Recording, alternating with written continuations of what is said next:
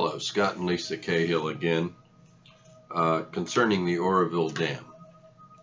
One of the things that has concerned us lately is a lot of the communication about the hydrated portion of the downstream face in the left groin of the Oroville Dam. There have been a number of stories from there's nothing wrong, it's just it rains and then the grass grows, to the dam is in immediately failing condition. And almost all these stories are irresponsible. The situation is this. There's a hydrated section on the left groin of the dam, about 40% from the top of the total dynamic head of the dam, the elevation of the pool. 40% of the way down, there's this green area. It's been photographed many times by many people for many years. And we have made the statement a number of times that we feel that it is the evolution of water from the pool through the fractured rock of the indigenous soils on the left abutment into the face of the dam. We have said that it needs to be repaired through the use of a grouting program, and that it is not an imminent failure mode, yet it is a failure mode. So what Lisa is going to discuss is what constitutes a failure mode, what that means, and then she's going to discuss what has been said about this and the lack of truthfulness in the conveyance of information. To give you some background, in the original geological report that was done on the dam, there was what the geologists called a shear on the left and right abutments. By that, what they mean, here are the words. Two major shear areas exist beneath the dam, which are about mid-height on each abutment. Both are steeply dipping and strike normal to the axis of the dam. And that is from the California State Water Project Volume 3 storage facilities, in which they discuss the construction of the Oroville Dam. So even at the time before the dam was constructed, they recognized these canted planes of a seam in the rock, which one would assume correctly would transmit water, and indeed they do on both of those abutting areas, and particularly on that left abutment where we see that green spot. The frustration that we have had has been that sometimes our words have been a bit twisted by others, either out of a lack of understanding of what was said or in order to create sensationalism. And also, the truth has been distorted by people who should be responsible for maintaining and running the dam. That is very troubling, because truth is something that is important in the management of such a high liability issue as dam ownership. You need people involved who are absolutely honorable, because people have rights to understand what's going on, and those rights outweigh any other concerns, period. So anyway, I'm going to jump up here. Lisa's going to finish this and discuss what was said, who said what's actually true. We talked about briefly there that there's a seam. The seam carries water. The water vents into the surface, well, beneath the surface of the downstream slope up too high to be phreatic water. It is not rainwater. It is not a natural spring manifesting on the face of a dam. Statements like that by engineers are absolutely ridiculous and absolutely irresponsible, and shameful, quite frankly. So Lisa will go through that, talk about what's happening there. The dam is not failing, but we've been staring at the same thing here since early on this dam for many, many years. It still hasn't been repaired, and still we're making up stories about it. It's time to initiate a grouting program and the correct investigations so that we can get the thing repaired. Everybody's running around handing out money and stuff right now to assure themselves of getting a long-term renewal on a FERC license. That's the only hammer hanging over these guys' heads. They self-regulate, so they only answer to themselves. You can see the way that they've handled information.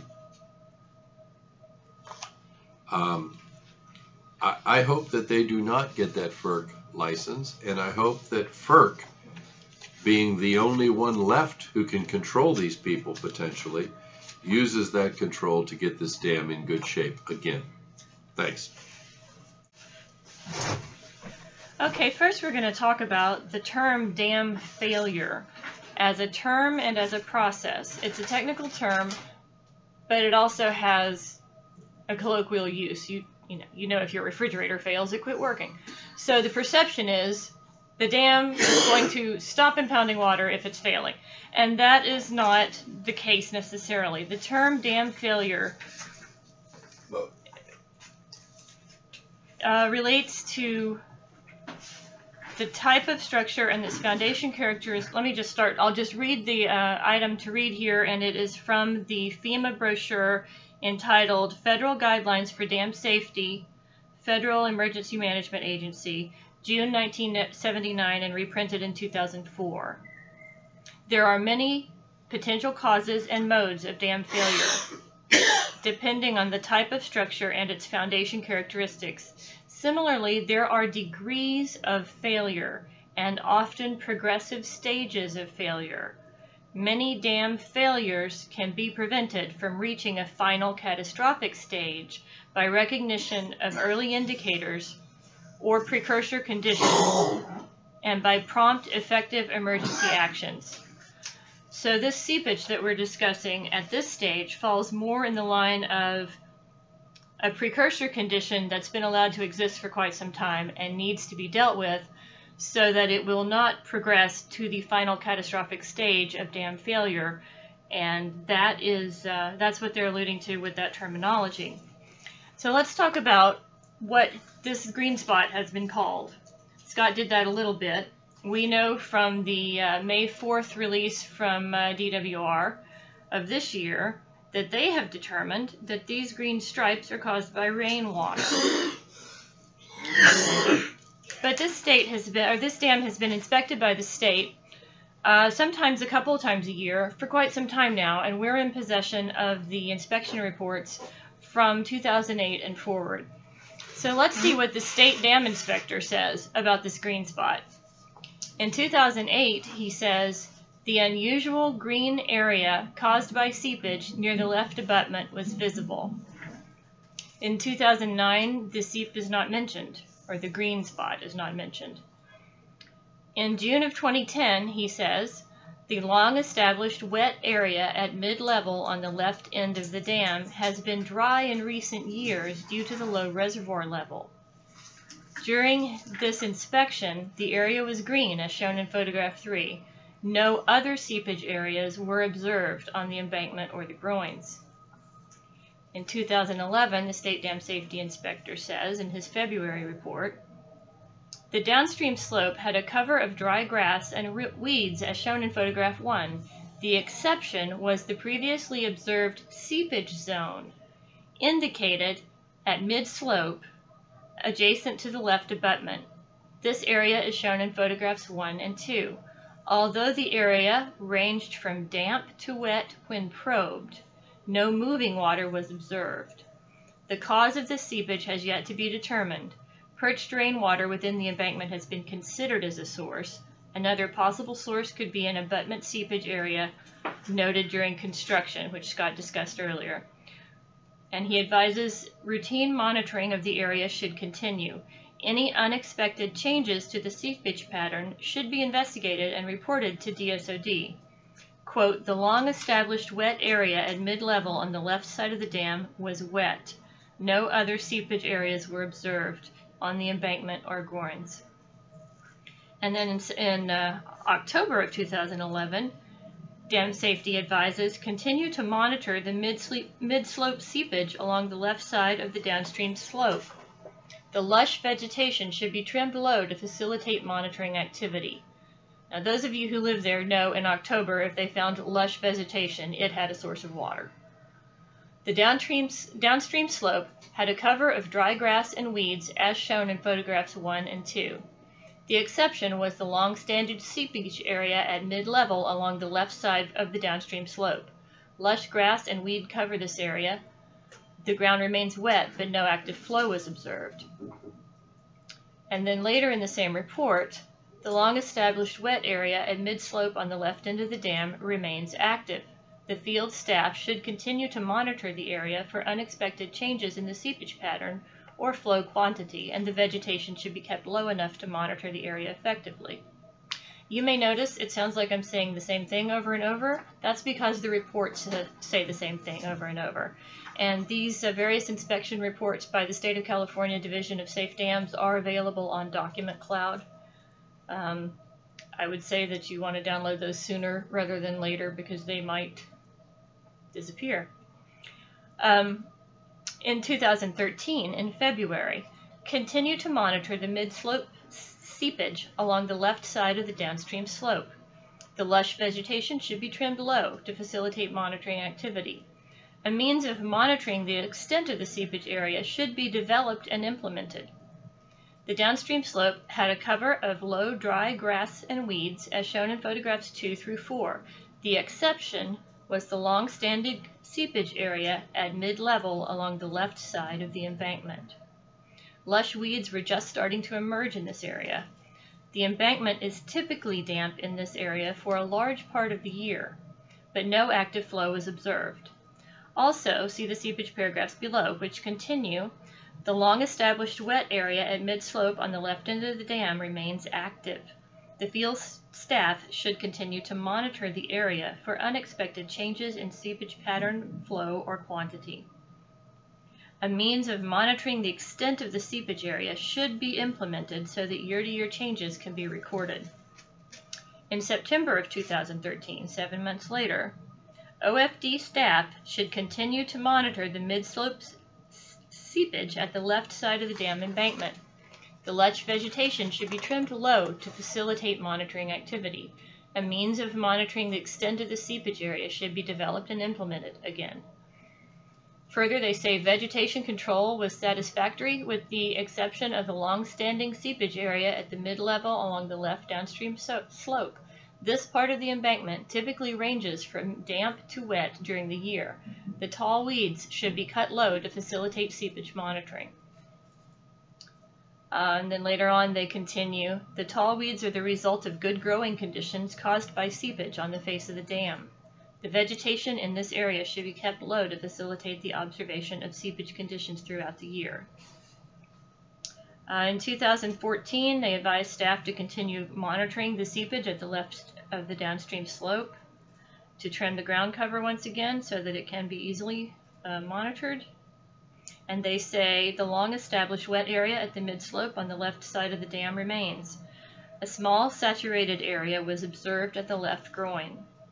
See photographs 4 and 5. The field staff should continue to monitor the area for unexpected changes in the seepage pattern or flow quantity. A means of monitoring the extent of the seepage area should be implemented once again, 3 years in a row. Staff should continue to monitor the mid-slope seepage at the left side of the downstream slope, they say, in September 2014. And the actual inspection report was done in June and August, but the report date is September. It didn't get out until then.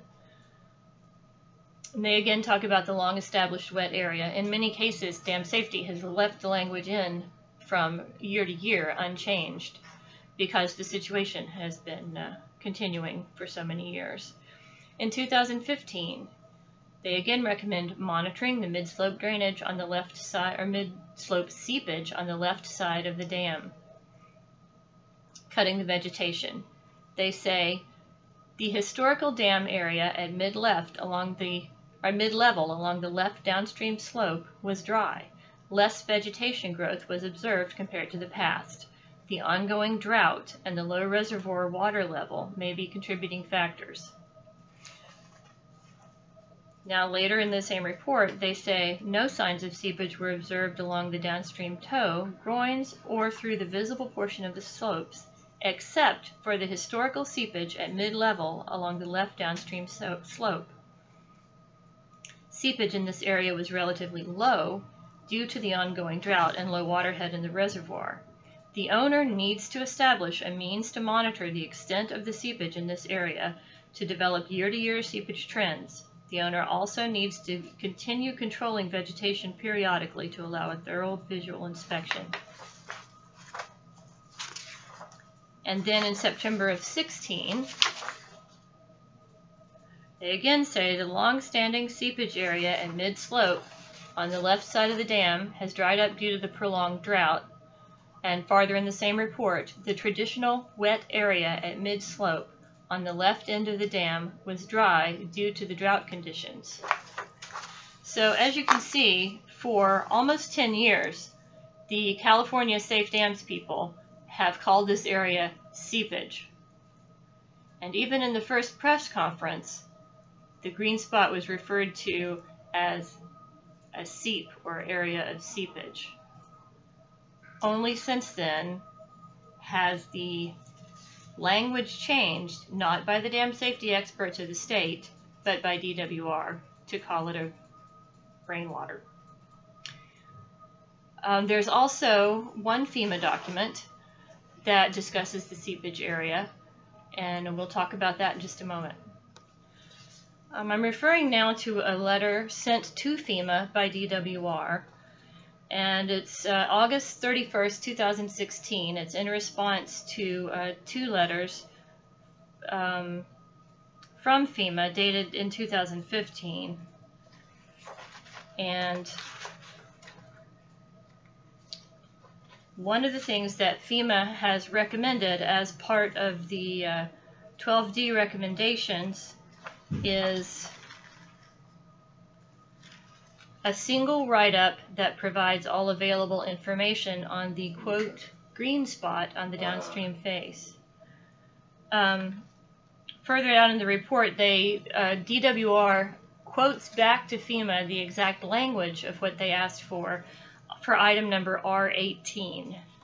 And that is, the FEMA board recommends that the issue of potential instability associated with the green spot on the downstream face of the dam toward the left abutment between elevation 600 and 700 approximately be investigated. The investigation should evaluate the potential characteristics of the Zone 3 material in the green spot area, including the strength properties of the low permeability materials and the seismic stability of the dam, with due consideration to uncertainty in all aspects of the evaluation. So FEMA was concerned enough about this green spot to ask them to do an analysis of it and provide information back to them. DWR commits in that document to complete item number R18, which I was just reading, and provide the information by September 1st, 2018.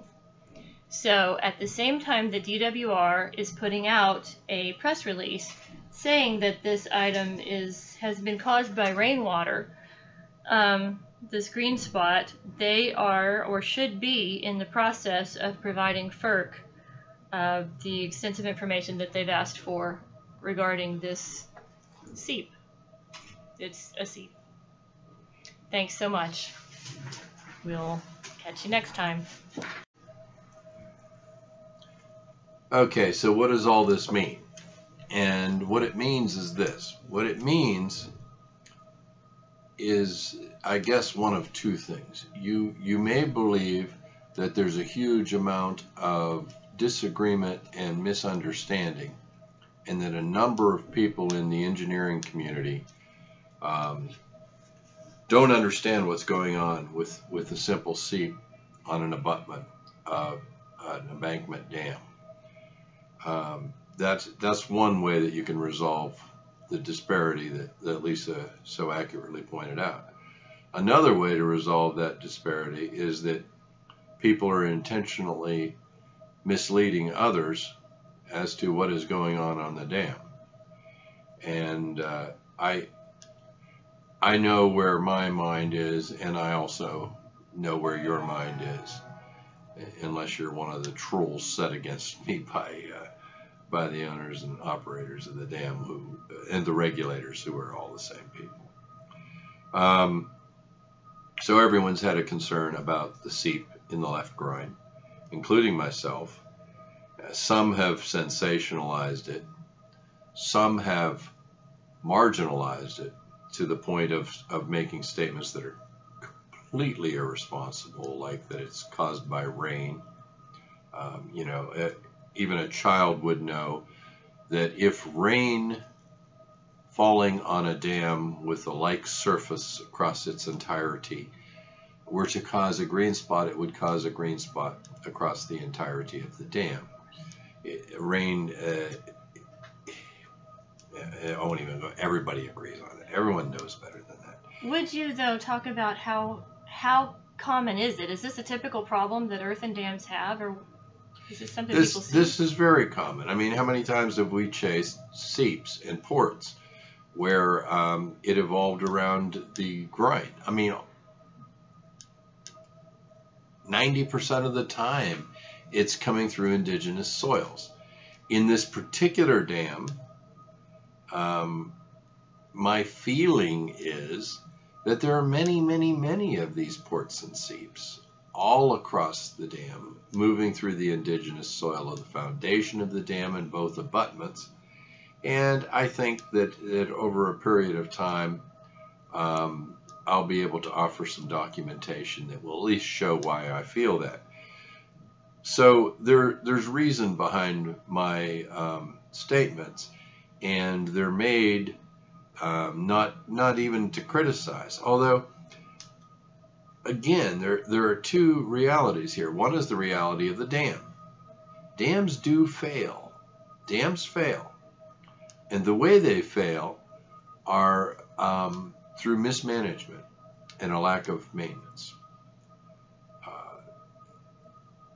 That's a reality. It's a very serious reality that it seems to me, very frustratingly, that no one seems to understand this responsibility.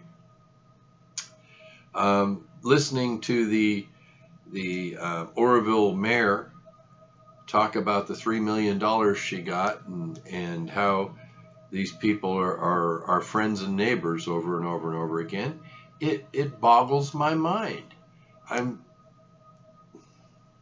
It's very frustrating to me. $3 million, which theoretically is going to recreational facilities, which have been promised for 50 years, by the way. Some of them have occurred, some of them have not. All of this information is not given to you so that you'll worry more than you should, or that you will be afraid and concerned. I'm not worried at this point that the dam will break in the night and you won't have enough notice to get out safely. I do encourage my friends, and I have many friends in that valley there below the dam.